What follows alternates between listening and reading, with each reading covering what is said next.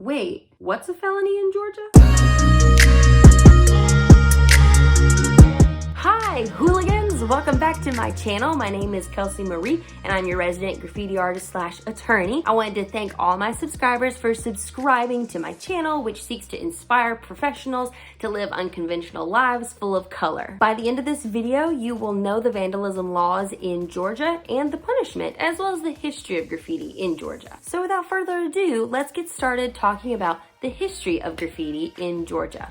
Graffiti in Georgia actually had a pretty late start because it actually started in 2005 in New York in the 60s and then in California in the 80s. If you guys want to hear about graffiti in New York and California, I actually have videos on those, but it's kind of incredible because even though it had a late start, Atlanta is a hotspot for graffiti, and not only just in the illegal form, but also commissioned artwork. They actually have conferences called the Living Walls there, and I think that looks like a super cool conference, and they have festivals for street art. But alas, like most other states, in May of 2011 there was a task force created. Words are hard. I think it's because I painted my fingernails, and you know how badly, like fingernail polish, I mean, you can get high off of this stuff. Does no one get high off this stuff? I hope not. And this is supposed to be 12 free of carcinogens or whatever. It smells like an industrial plant. Anyway, not the point. In May of 2011,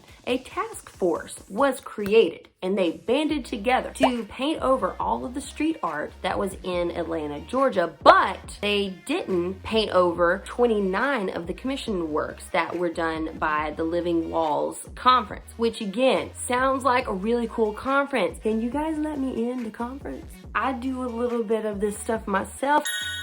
Let's get to the law. In Georgia, we don't have any fun names. Malicious mischief, criminal mischief. We just have criminal damage to property in the second degree. So if we look at the statute, it is O.C.G.A. section 16723 states that a person commits the offense of criminal damage to property in the second degree when they intentionally damage any property of another person without their consent, and the damage therefore exceeds $500.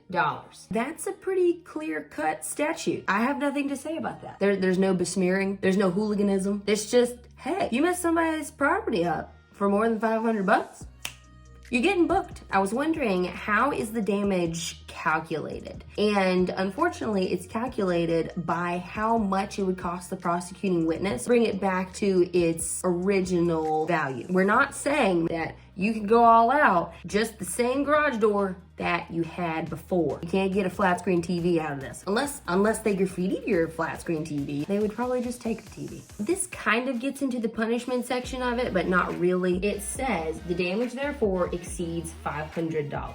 So in Georgia, it's a felony charge. That means that if you destroy something and it's above $500, you get a felony charge. If it's $485, it gets dismissed. I think that's quite a large gap to go from dismissal to felony all within maybe like $1. If it's $500, then you go to jail, you get a felony, you suck. $499.99, then hey, you get off scot-free. You want to go to lunch?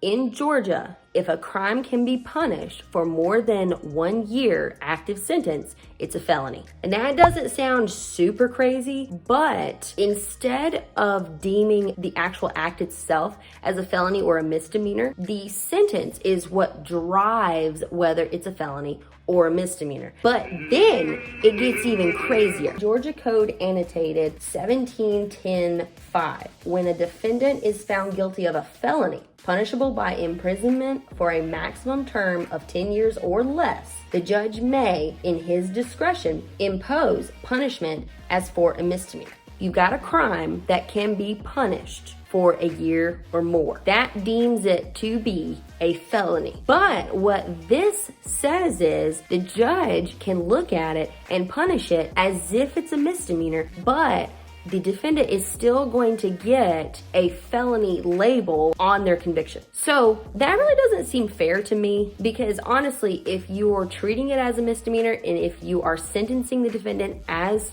you would for a misdemeanor, then why don't you just label it a misdemeanor so that way this guy doesn't have a felony, he has a misdemeanor. All I'm saying is, can a homie get a misdemeanor sometime? I just would rather it be the case that you could plead down to a misdemeanor charge and not necessarily just a misdemeanor punishment, but it's a felony charge. I hope that made sense. I confused myself when I was researching it. So anyway, guys, like, subscribe, comment. Don't like, don't subscribe, don't comment. Be true to yourself. Later.